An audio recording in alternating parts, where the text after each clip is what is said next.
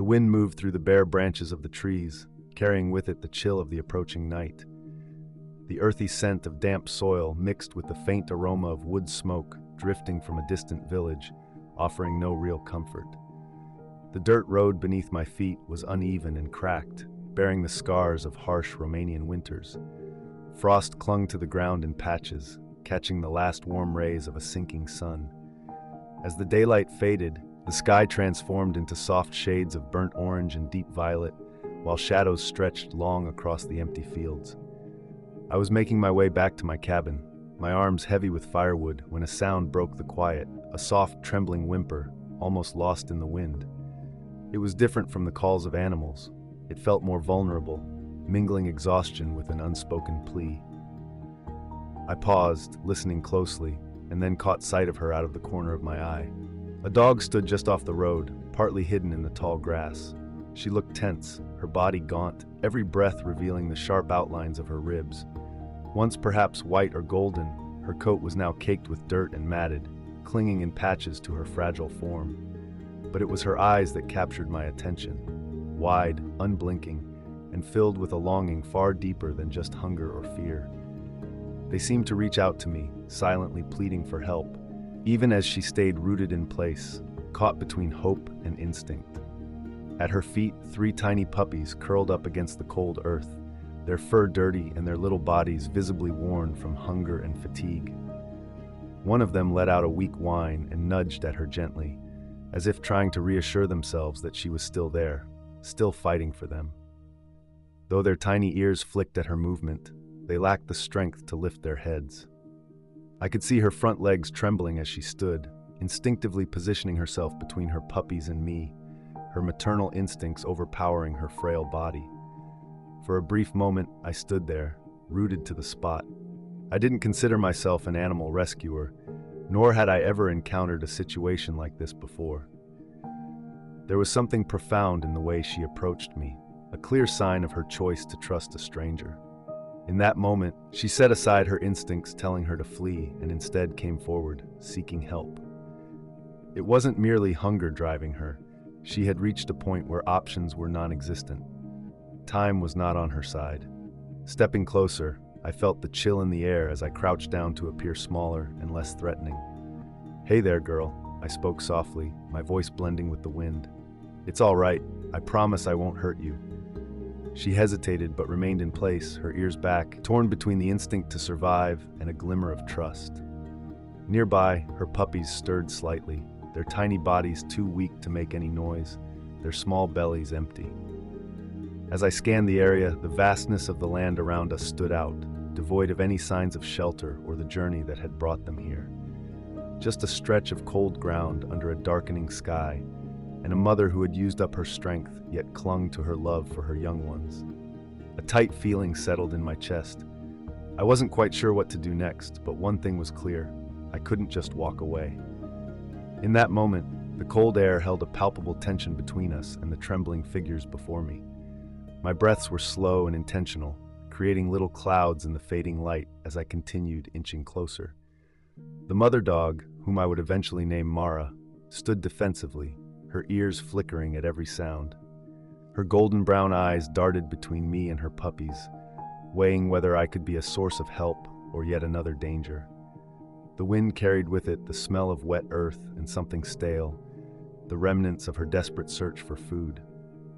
I lowered myself even further, hands open and visible, trying to bridge the gap without pushing her further into fear. Her body was a testament to survival instincts. She wanted to trust, to feel that her choice to approach me was right. Yet her past experiences painted a different picture. I could see her ribs protruding through a thin coat, and the raw patches on her skin bore witness to the struggles she had endured. Her legs, frail and shaky, struggled to support her as she stood guard over her puppies, who were curled up against her, small and vulnerable. One of the puppies, smaller than the rest and marked by a patch of black across its eye, shifted weakly and let out a soft whimper that barely broke the silence. Seeing this made my stomach tighten. These little creatures were barely hanging on, their frail bodies too weak even to cry out properly. I reached into my pocket and pulled out a small piece of bread that I had packed earlier. though I could hardly recall doing so. I tore off a bit and held it out, allowing the scent to waft toward the small pup. I wanted to see if hunger would win over its fear. The puppy's nose twitched and it leaned forward slightly but seemed unsure, studying me as if trying to figure out an unsolvable puzzle. Carefully, I placed the bread down in front of me and backed away just enough to give it room. As seconds ticked by, the stillness felt almost heavy. Finally, the little one took a tentative step. Its movements were slow and calculated, eyes locked on me the entire time. It sniffed the bread, pausing for what felt like an age before quickly snatching it up and swallowing it whole, without even chewing. I could see its muscles tense, as if waiting for a sudden move from me, worried that I would take something back. When nothing happened, it licked its lips and glanced back at me. "Good girl," I said softly, my voice barely carrying over the gentle wind. "It's okay." At the sound of my voice, the puppy's ears perked up slightly, and for the first time, there was a hint of softness in its expression. It wasn't quite trust yet, but it was a small crack in the barrier that stood between us. Just as I thought I might get closer, a sharp cry broke the silence, a tiny high-pitched sound that seemed to slice through the calm.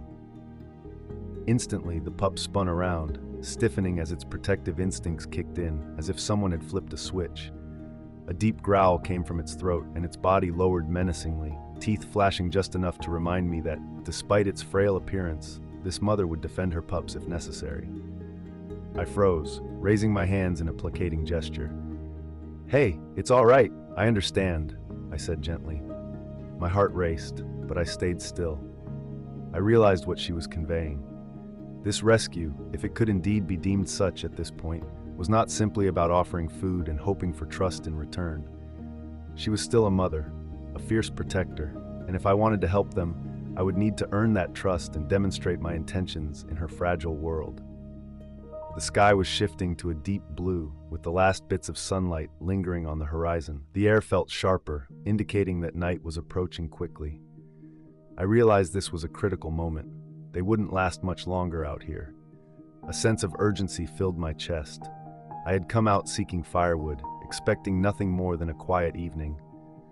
But as I watched the mother dog standing protectively between me and her puppies, her frail body defying the odds, I understood that this was no longer just my choice. I had to find a way to take them with me. The only question was how. As night settled in, it felt like an unwelcome presence.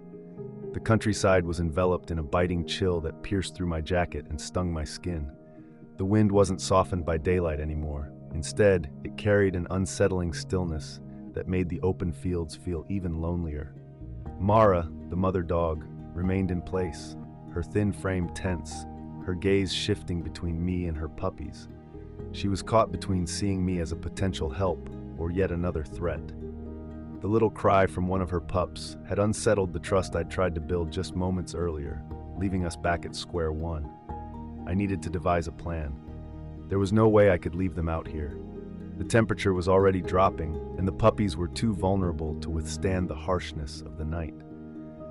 If I turned away now, I wouldn't be returning to 3 small, shivering lives in the morning. I would be coming back to lifeless little bodies, with a mother curled around them in silent despair. That thought weighed heavily on me, quickening my pulse.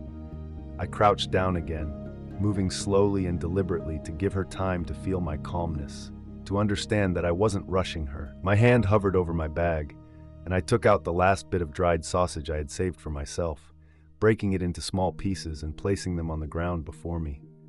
The smell caught Mara's attention right away. Her nose twitched, and for the first time, I could see the struggle within her. She remained tense, protective, but her stomach betrayed her with a low, empty growl.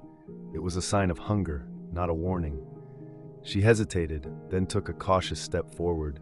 I held my breath as she inched closer, her movements slow and careful, her body still taut, but her need for food overcoming her fear just enough to take the risk. She lowered her head and sniffed the food, then quickly snatched it up and retreated. The motion reminded me of a dog that had learned to survive under tough conditions, instinctively eating as if the food might vanish at any moment.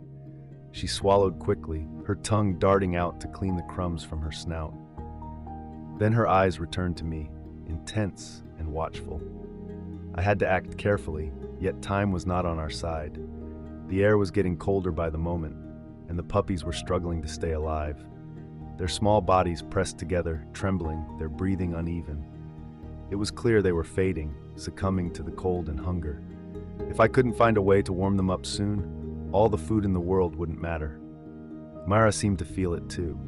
She turned to her puppies, nuzzling them gently, her nose brushing against their tiny faces as if she needed to confirm they were still there, still breathing. The smallest puppy, the one with the dark splotch over his eye, stirred but didn't respond much. She let out a deep, rumbling sound, a mix of a growl and a whimper. She recognized their need for help, but wasn't sure if she could trust me to provide it. I made my choice. "I can't leave you out here," I spoke softly, my voice calm and steady. "I don't know what you've been through or where you came from, but I know you won't survive the night." Slowly, I reached behind me and removed my jacket, then my sweater, leaving me with just a thin shirt against the cold. I laid the sweater on the ground, close to the puppies. It wasn't a lot, but it was warm and much softer than the hard ground they were lying on. "Come on, girl," I encouraged. "Think of your puppies." At first, she didn't move. For a moment, I worried that she would let fear or instinct keep her from acting. But then, slowly and cautiously, she turned back to her puppies. She nuzzled them once more, giving them a lingering sniff before gently nudging them toward the warm fabric. They hesitated, their little bodies weak and confused, but she kept pushing them, guiding them toward the only chance they had left. My throat tightened as I watched. I stood still as she took a step back, her eyes still fixed on me, her body tense with uncertainty. In that moment, she had entrusted me with her puppies.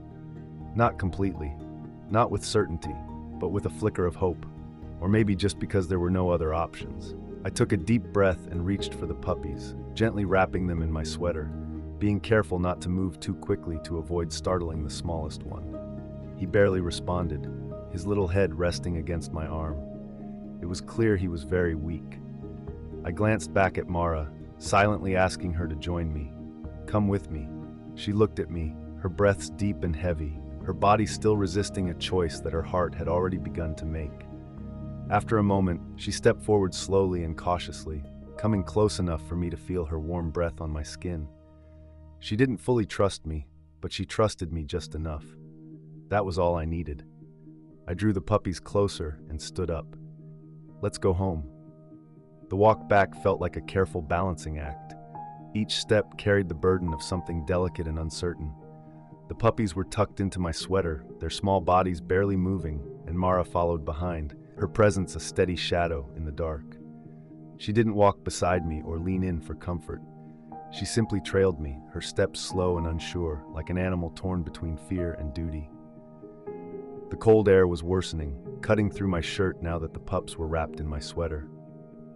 The night had fully claimed the countryside, a dark blanket with only the soft glow of my cabin's porch light marking our way. It wasn't much, a small wooden house at the village's edge, surrounded by trees swaying softly in the wind. I wondered what would happen once we got inside. Would Mara come in with me? Would she panic? Would the puppies even make it through the night? Still, one thing was clear, they couldn't stay out here any longer. I reached the front steps and adjusted my hold on the bundle in my arms. Their small weight felt both impossibly light and unbearably heavy at the same time. I looked back at Mara, who had stopped a few feet away, her paws firmly planted in the dirt, frozen with uncertainty. "Come on, girl," I said gently, nudging the door open with my foot. Warm air rushed out, bringing with it the comforting smell of burning wood from the fire I had left smoldering. The moment the door cracked open, one of the puppies let out a faint whimper, shifting slightly in my arms. Mara barely heard the sound, but for her, it was everything. Her ears perked up, and after hesitating for a moment, she took a cautious step forward. Inside the cabin, the warmth wrapped around us. The fire flickered, casting shadows that danced on the wooden walls. I took care as I set down the sweater near the hearth, wanting to keep the puppies close to the heat. They hardly stirred, their small bodies tangled together, rising and falling gently with each breath. The tiniest one, who I mentally named Nico, remained almost completely still. Mara stepped inside fully, her nose twitching as she explored the new environment.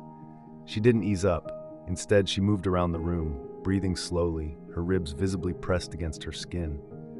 I stayed put. She needed to see there was no threat here, no hidden surprises lurking in the corners. I knelt beside the puppies, trying to transfer warmth to their little bodies. "You're okay now," I whispered, unsure if I was comforting them or myself. Just as I began to feel settled, trouble arrived. Mara suddenly straightened, her ears aiming forward, her body tense. A low growl rumbled from deep inside her, sending a chill down my spine. I followed her gaze toward the door, my heart racing. There it was, a sound, at first faint but quickly growing clearer. Footsteps, heavy, purposeful footsteps crunching on the frozen ground outside. I stood up slowly, thoughts racing through my mind. It was late, no one typically ventured this far at this hour. The village was miles away, and the nearest farm required a good 10-minute walk. But someone, or something, was out there. Mara's growl intensified, her body lowering as instinct took over. I reached for the fire poker resting against the stone hearth, gripping the cold metal just as a sharp knock echoed through the door. I swallowed hard, my pulse racing in my chest. Whoever was on the other side wasn't just passing by. They had a purpose, and I couldn't shake the feeling that it had something to do with Mara and her puppies. The knock came again, louder this time, a heavy fist against the wood that sent vibrations through the cabin's walls. Mara growled, a low sound that grew sharper, revealing her teeth in the firelight. She moved instinctively, placing herself between the door and her puppies, as if ready to defend them. I felt the cold metal of the fire poker grip my hand tighter, and I took a slow, steady breath to calm my nerves. Usually, living out here meant peace. Neighbors kept to themselves, especially after dark. But this didn't feel like a simple traveler seeking shelter. The person outside had come with a clear intention. My instinct told me to stay quiet, let the absence of response be my answer. But the air was thick with tension, and the presence outside wasn't going anywhere. Then came another knock, this time heavier, accompanied by a hand testing the door. There was pressure against the wood, as if someone was weighing their options. I stepped forward cautiously, positioning myself between Mara and the entrance. "Who's there?" I asked, trying to keep my voice steady despite the growing unease. There was a moment of silence, only the wind whistling through the cracks in the walls where an answer should have been. Finally, a voice broke through, low and rough, sounding like someone who had spent years smoking or shouting. "I'm looking for a dog." Those words sent a chill creeping through me. I tightened my grip on the poker. "What dog?" "A stray," the man replied. "White, thin, had some pups. She came through here earlier." There was a pause, followed by the unmistakable sound of boots shifting in the dirt.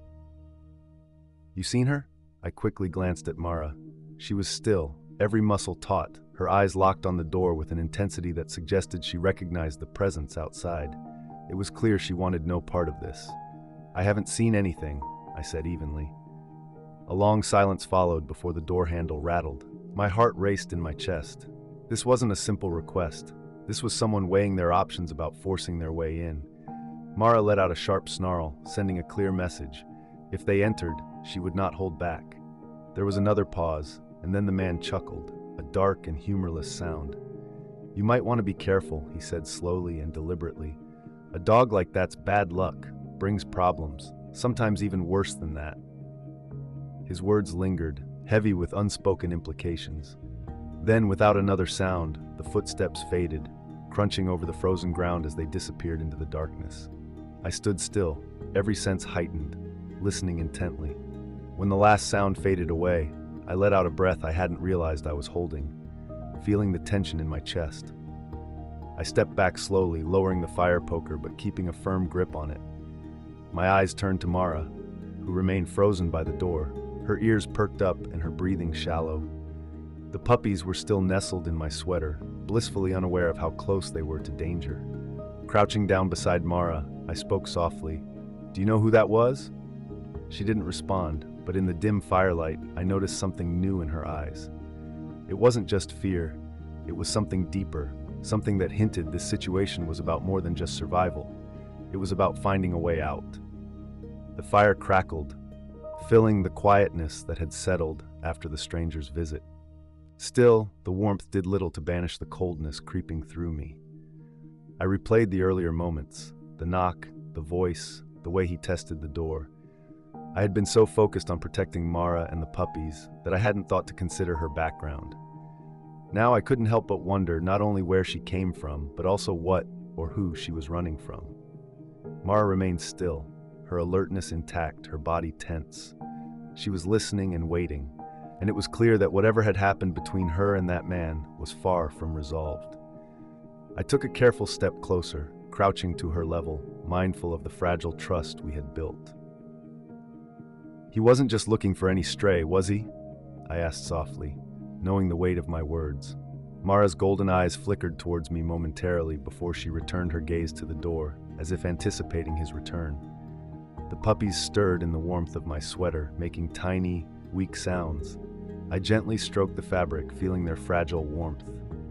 They were too weak to stand on their own, and whatever had transpired before they found me had left them vulnerable. I needed to know more.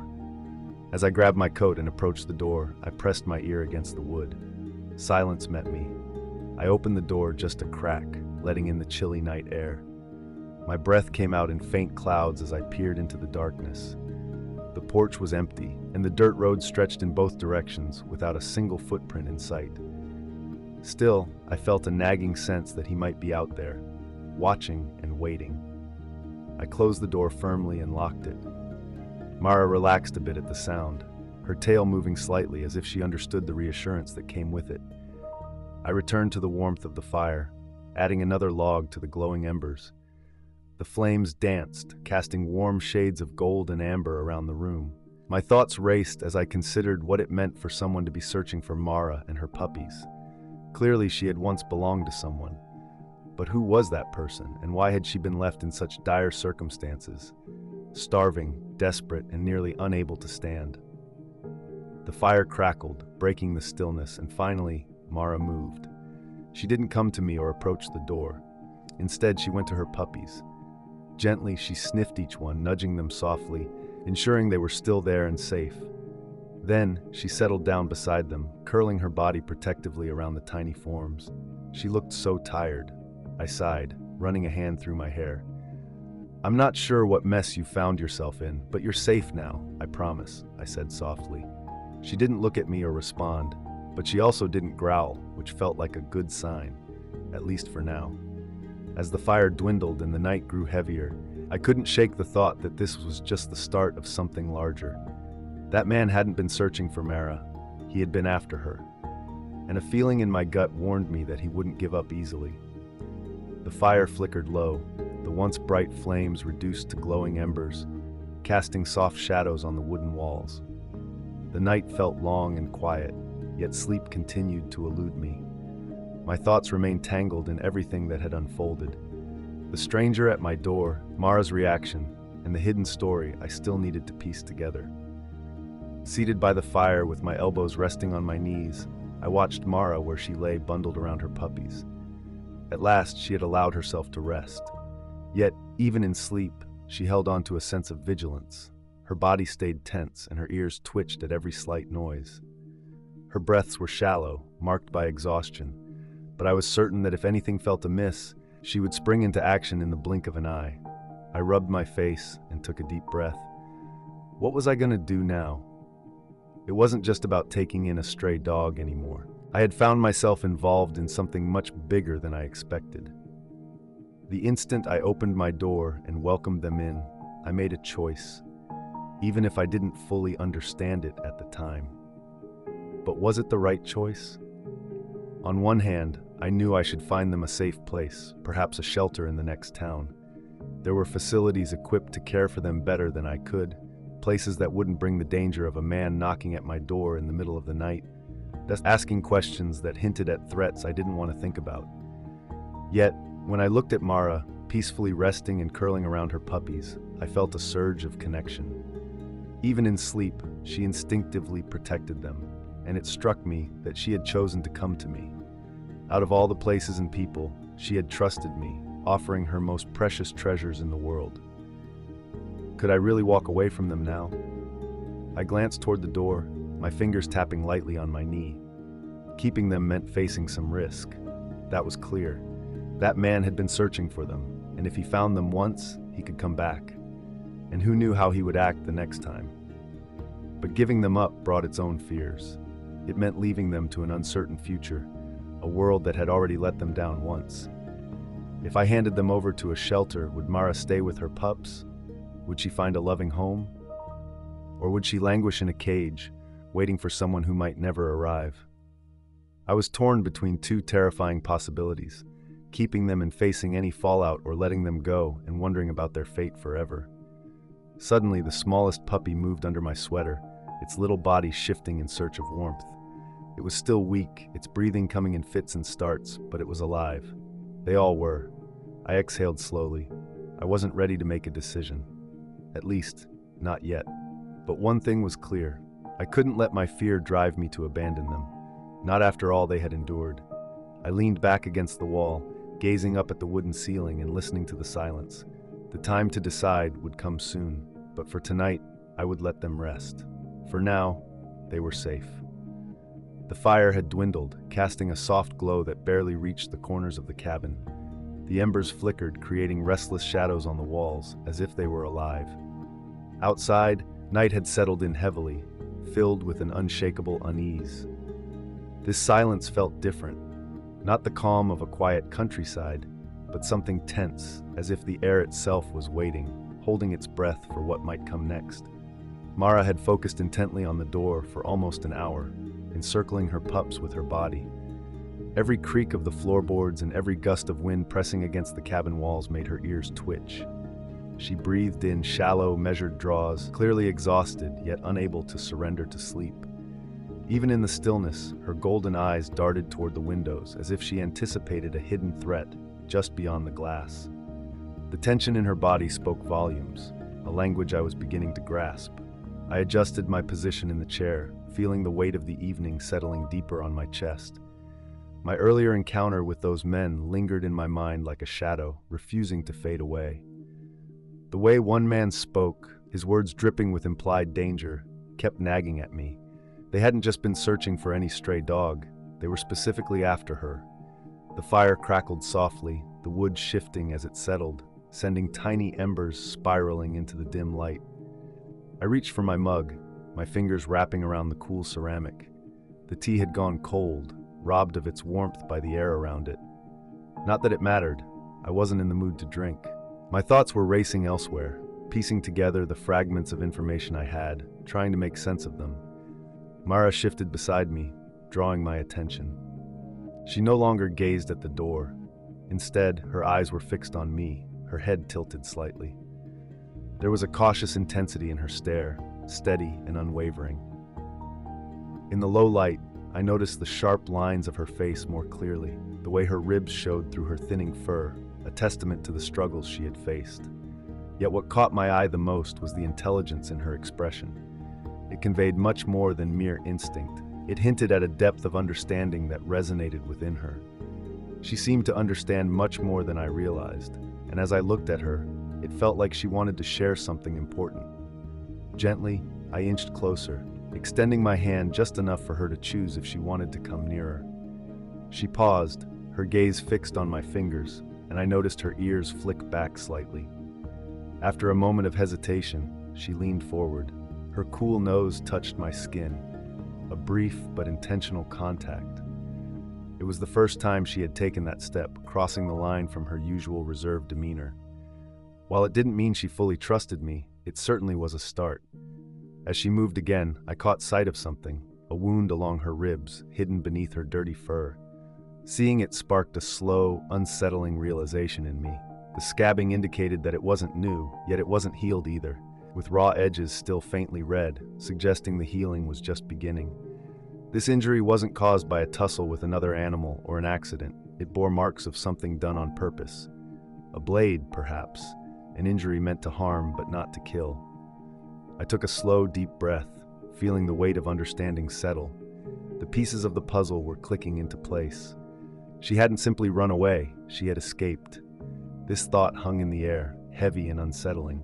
That man at the door, his voice, the way he spoke of her, The expectation that I would hand her over without a second thought, it all crystallized now. He wasn't seeking a lost dog. He was searching for something he believed was his. Mara let out a soft breath, inching closer to the warmth of the fire, yet her eyes remained on me, as if she was assessing my response. There was no need for her to worry. I already knew what I needed to do. I was not giving her back. With newfound determination, I felt the tension in my shoulders shift, becoming sharper and heavier with intention. I didn't know what sort of life she had fled from or the horrors she might have faced before reaching my door, but one thing was clear: she wasn't going back. Not to them. Not ever. Outside the cabin, the night unfolded wide and watchful. I knew those men were still out there, lurking, convinced this was far from over. And maybe they were right. Maybe it wasn't the end. If they thought I would just give in and let them take her, they were mistaken. The flickering firelight danced across the wooden walls, creating shadows that made the small cabin feel even more cramped. A heavy realization settled in my chest. Mara hadn't just been left behind. She had made her escape. The wound along her ribs was a clear sign that whatever had happened, it was not from long ago. Someone had hurt her, and someone was actively searching for her. I turned my attention to the puppies, curled up in my sweater. Their tiny bodies rose and fell with each slow, unsteady breath. They were fragile and needed protection. They were not just victims of the cold, they were survivors of him. Mara looked at me with wary, tired eyes. Despite her pain and exhaustion, there was still a part of her that seemed reluctant to trust me completely. She was waiting for me to become yet another person who let her down. I had to show her that wouldn't happen. Moving carefully, I reached for a small metal pot near the fire and poured warm water into a bowl. I took a clean rag from the drawer, dampened it lightly, and knelt beside her. "All right, girl," I said softly. "This is gonna sting a bit." Her ears perked up, and she stiffened, but she didn't pull away as I gently pressed the cloth against her wound. The moment the warm water touched her skin, she flinched and let out a low growl, but she didn't bite or pull back. Instead, she took a slow, trembling breath and allowed me to help her. I carefully cleaned her wound, removing the dirt from the edges of the scab. I moved slowly, trying to avoid startling her. She winced, but she stayed still. This was a small but significant step of trust, and I appreciated it deeply.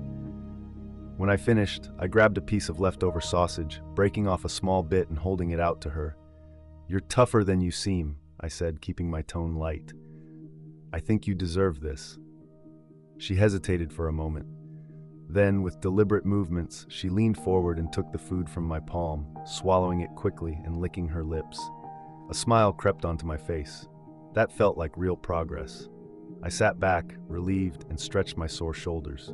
The weight of the last few hours hung heavily in the air, but as I glanced at her, curled protectively around her pups and still observing me, I had an important realization. I wanted them here.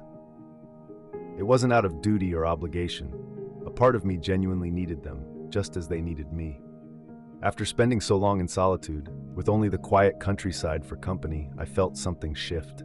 For the first time in years, the silence didn't seem empty. Instead, it felt vibrant and full of life. I turned my gaze toward the door, feeling a slight tension in my jaw. He was still out there somewhere, and that meant none of us were truly safe yet.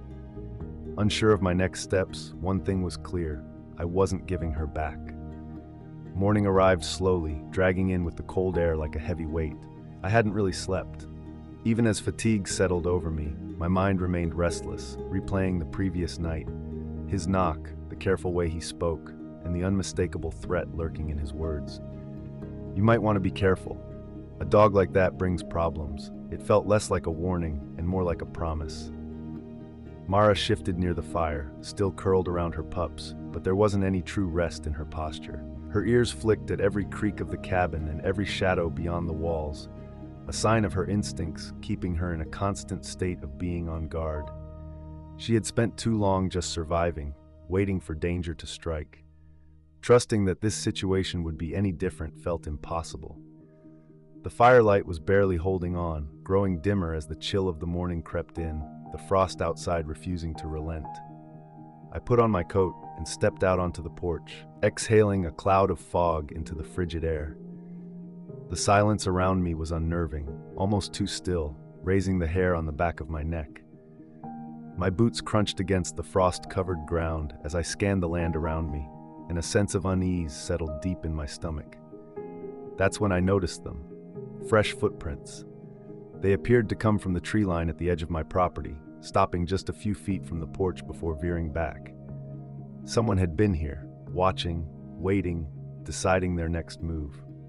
As I crouched down, my fingers brushing over the unsettled earth, a slow heat began to rise in my chest. The tracks were more pronounced this time, pressed deep into the dirt. It wasn't just one set of prints, there were two, possibly even three. This changed everything. It was no longer just one person looking for a lost dog. It felt more organized, something larger at play that wouldn't vanish just because I wanted it to. Behind me, Mara let out a low whimper as she stepped onto the porch, positioning herself near the doorway. Her body was low, tail stiff, and her eyes were fixed on the tree line where the tracks led. She sensed what I did. This situation was far from resolved. I rubbed my face, weighing my options without much to work with. I could grab Mara and the pups and vanish before they returned, but that would mean leaving everything I had built behind and stepping into a fight I didn't fully grasp. Or I could hold my ground, making it clear that they were mistaken if they thought they could intimidate me. Before I could ponder further, a voice broke the silence. "Hey there, friend." I turned sharply, noticing two men approaching along the dirt road. They moved slowly and deliberately, like predators aware that the hunt had already begun. One was the man from last night. The other was larger, broad-shouldered, wearing a heavy coat and boots covered in dried mud. They didn't seem rushed. They didn't need to be. Mara's growl was almost silent, a low rumble in the cold air, but her body language conveyed her fear clearly. I stepped off the porch to meet them partway, trying to maintain a relaxed demeanor even as tension coiled inside me. "You lost?" I asked, keeping my tone calm and even. The first man smiled, but there was no warmth in it, just a hint of amusement.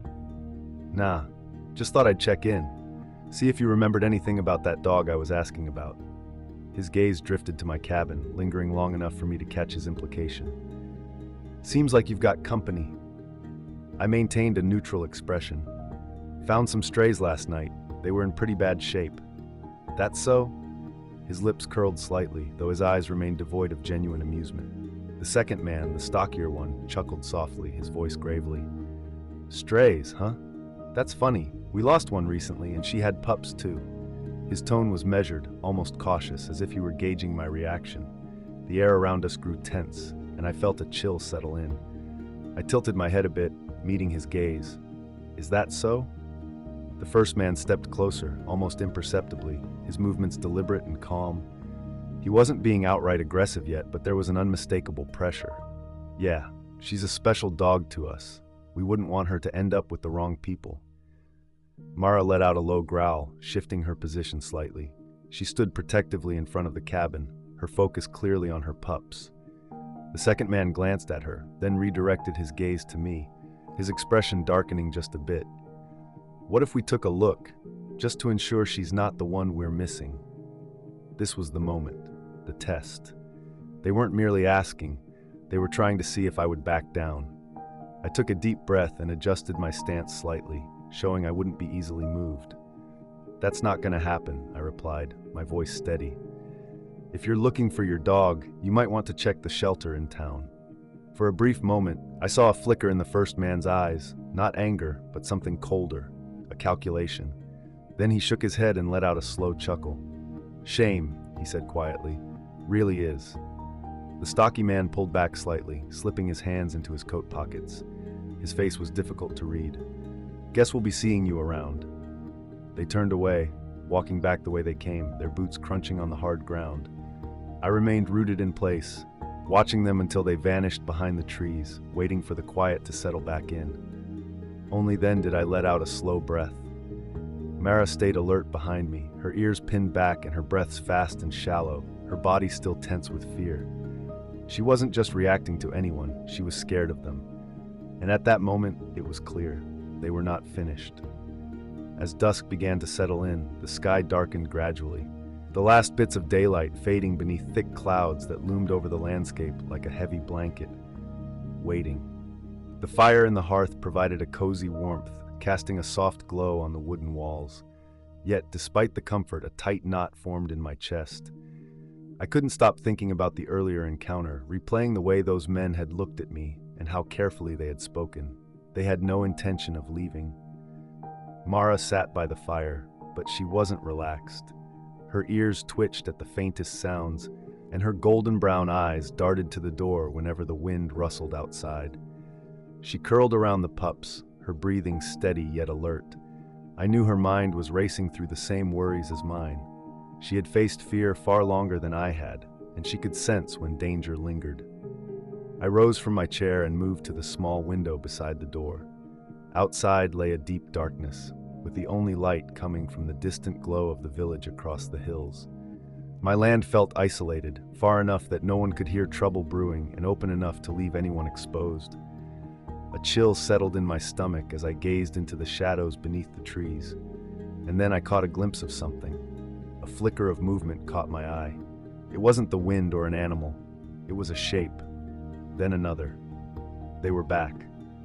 I quickly turned, grabbing the lantern from the windowsill and extinguishing the light in one swift motion. The fire continued to glow behind me, but at least the cabin wouldn't signal our presence anymore.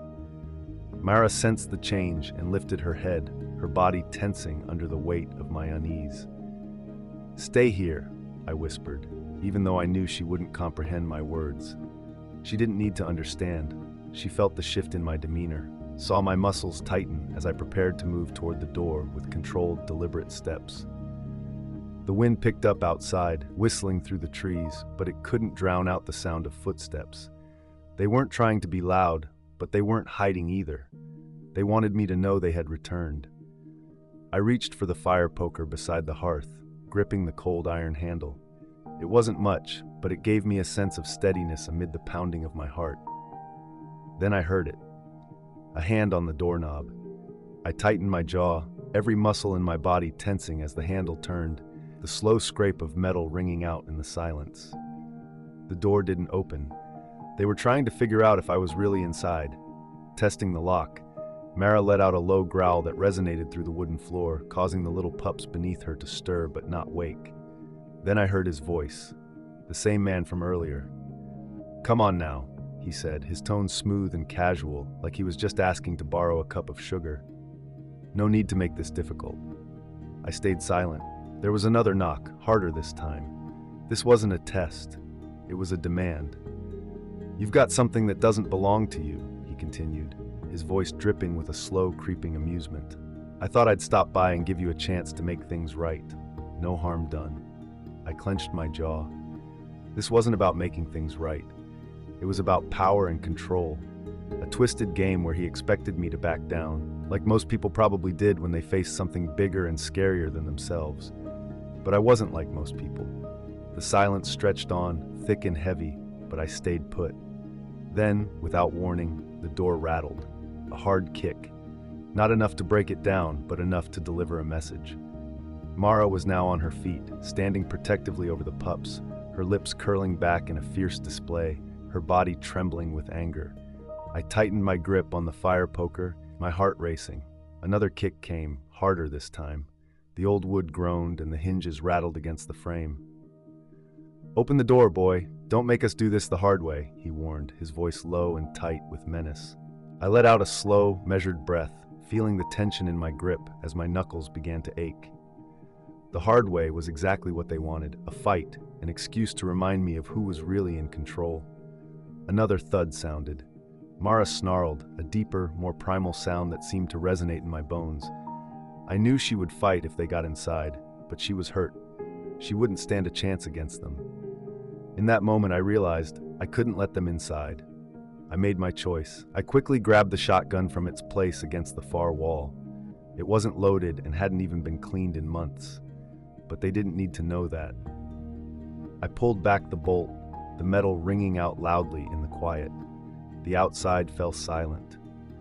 Stepping closer to the door, I kept my voice steady. "You take one more step toward this door, and I swear to God I'll put you in the ground." After a moment of silence, I could hear boots scraping against the frozen ground. It seemed like they were sizing things up, examining the situation. Then came a slow laugh. "No need for that now," one man said, his tone casual but with an undercurrent of menace. "We were just having a conversation." "Conversation? You can take that somewhere else," I replied sharply. "You're not getting what you want." An emptiness filled the air. Gradually, I heard their footsteps pull away. They weren't rushing. Their calm felt even more unsettling. I stayed still, listening until I was certain they had left. Finally, I exhaled, tension still gripping my muscles. My hands trembled a bit as I lowered the gun, my heart pounding. Mara remained in her spot, tense and focused on the door. I turned to her, swallowing hard. "They'll be back." Her silence spoke volumes. We both understood the truth of it. The fire was dying down, leaving a soft glow in the cabin, and the air was thick with the smell of burnt wood mixed with something heavier. Fear and tension, the sort that seeps into your bones. My hands still throbbed from earlier, though I had laid the shotgun down. That relief was soon replaced by an all-consuming weight. They might have backed off, but it wasn't because they had given up. Mara remained on edge, near the pups, her body tense like a drawn bow, her ears tracking every noise outside. She understood, as I did, that we weren't out of the woods yet. The men would return, but the next time, there would be no games. They would come prepared. I needed to figure out my plan before that moment arrived. My legs felt heavy as I approached the window, mindful of the noise I made. Outside was nothing but darkness, thick and suffocating, like a force ready to consume us. I peered into the shadowy tree line, searching for any sign of life, any flicker that didn't belong. They had retreated, yes, but they hadn't gone far. I could sense it, the feeling of being watched, of being hunted. I turned away and ran a hand through my hair, exhaling slowly. I needed options. Staying here meant I was giving them the upper hand. They had the numbers, the firepower, the experience. All I had was a fire poker, an old shotgun, and a wounded dog with 3 pups in need. Running might buy me a moment, but I had nowhere to escape. The village was miles away, and dragging a weak mother dog and her newborns through the freezing cold at night would likely lead to disaster. Mara shifted beside me, letting out a soft whine as she pressed her body closer to her pups, nudging them gently with her nose. Even in her state, she was doing her best to protect them. I felt a tightness in my throat, caught between frustration and guilt. I should have been able to shield her from this situation. I should have intervened before it escalated. I crouched down beside her, stroking the thin fur along her neck. I could feel the tension in her muscles. "I won't let them take you," I whispered, my voice barely audible. When her eyes met mine, they felt weary yet held a flicker of something new. Trust. Outside, the wind howled, shaking the walls of the cabin, and then, from afar, I heard engines. I froze. Mara tensed under my fingers, her body going rigid as her ears pinned back flat against her head. The pups stirred, whimpering softly and huddling closer together. They were coming back. I took steady breaths, trying to keep calm while my mind raced through my options. I reached for the shotgun again, my fingers gripping the stock. It wasn't a perfect solution, but it was better than nothing. My gaze darted to the back door. I needed a plan for escape. The growl that emerged from Mara was low and powerful, reverberating through the wooden floor. She wasn't scared anymore, she was ready. Yet she didn't realize that if they got inside, this wouldn't be a fight. It would be a final act. Then the engines fell silent. A stillness settled in the air. Footsteps followed, this time quicker and more purposeful. The hesitation from before had vanished. This was an outright attack. I moved swiftly, gathering the pups in a bundle, wrapping them in my sweater while being careful not to jostle them. There was no time for hesitation. I just needed to act. "Come on, girl," I urged quietly. "We have to go, now." Mara paused, her instincts pulling her in 2 directions, protect her pups or face the threat head-on. I didn't give her a chance to deliberate. I pushed open the back door, and the wind hit me like an icy wall. The night stretched endlessly before us, a daunting challenge, but it was our only chance. I stepped outside first, keeping close to the cabin wall to shield the pups from the biting cold. Mara followed behind me, moving low to the ground with quiet determination, even though she was clearly exhausted. She had survived tough situations before and knew how to blend into the shadows. Suddenly, a shout echoed from the front of the house, followed by a loud crash as the door burst open. They had broken in. A rush of adrenaline coursed through me, sharp and electrifying, but I focused on staying calm. We weren't out of danger yet. I dashed toward the trees, my steps confident and my heart racing. Mara was right behind, her golden eyes shining in the dark. Then, the cabin door swung wide open. "Find them!" a furious voice commanded, sharp and insistent. The chase was on. The wind howled through the trees, its chilly breath rustling the branches, but all I could hear was the frantic beat of my own heart.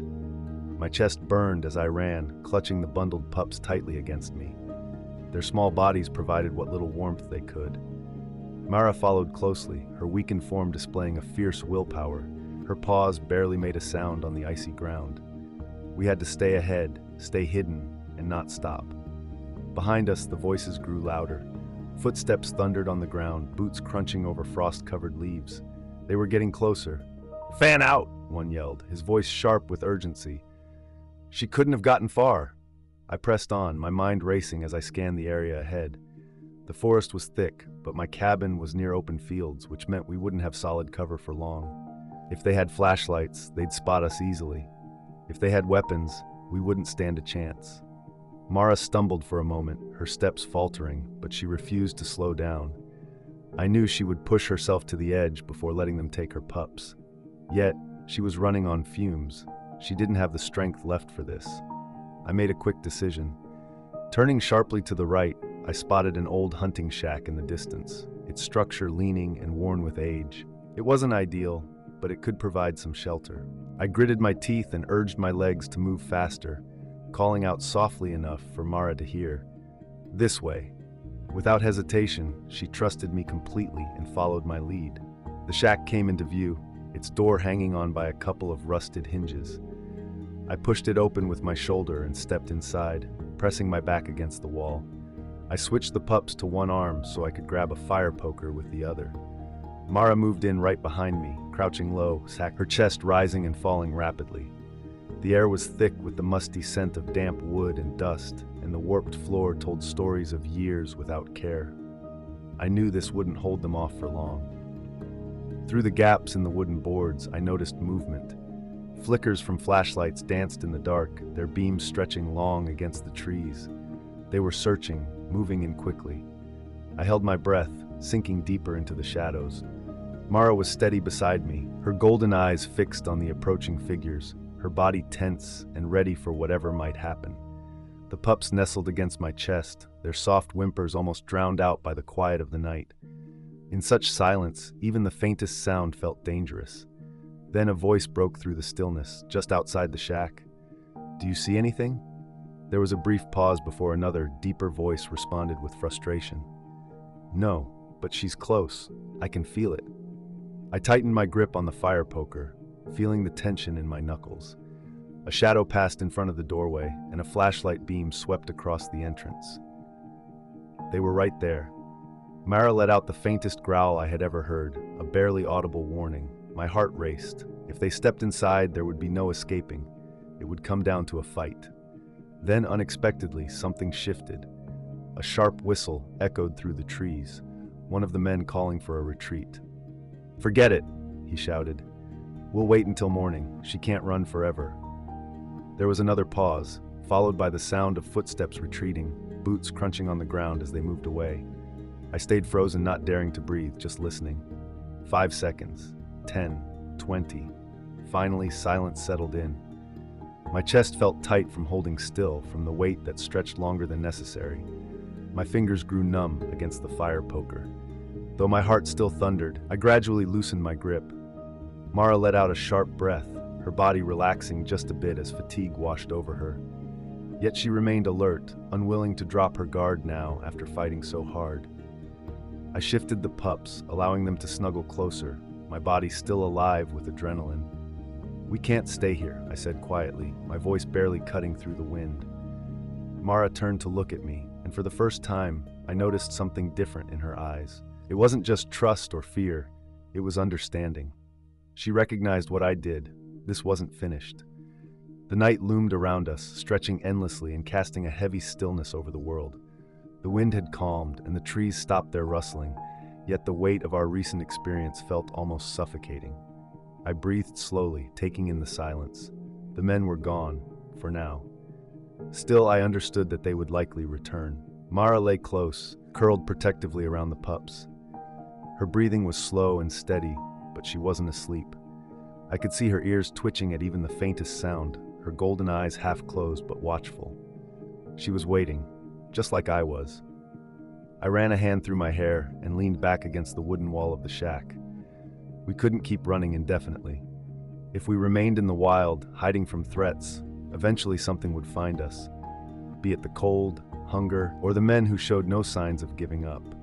And if I took Mara back to my cabin, I would be leading them straight to that place. That left only one option. I needed to put an end to this.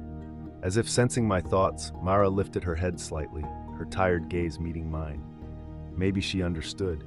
Perhaps she had always known this was coming. She had been running long before I entered her life, carrying this burden while I had only just begun to fight. The moment I welcomed her into my home, I had already made my choice. I wouldn't abandon her now. I reached for my coat, careful as I adjusted the pups before standing. The cold hit me immediately, but I chose to ignore it. "Let's go, girl," I said softly, moving to the shack door and peering out into the quiet woods. "It's time to finish this." Mara didn't hesitate. She stood up, shaking off the lingering weariness from her legs, her body still weak but resolute. She stepped toward me, leaning against my side, her head raised as she took in the scents of the night air. I wasn't entirely sure where we were headed, but one thing was clear: we weren't running anymore. The men believed they were in control, but they failed to see the strength still within her. Now, for the first time, the roles had reversed, and they were on the receiving end. Taking in an animal goes beyond merely providing shelter. It involves a struggle, not just for their lives, but also for their trust. Sometimes it means confronting the painful memories that haunt them from the past. Mara wasn't just another stray. She was a fighter, and now she had a team by her side. Does this story strike a chord with you? If you feel that every animal deserves a chance at a better life, think about supporting your local shelters. Whether through volunteering or simply raising awareness, every little effort helps those animals in need. Curious about what's next? There's more to this tale. For Mara and her pups, this journey is only just beginning.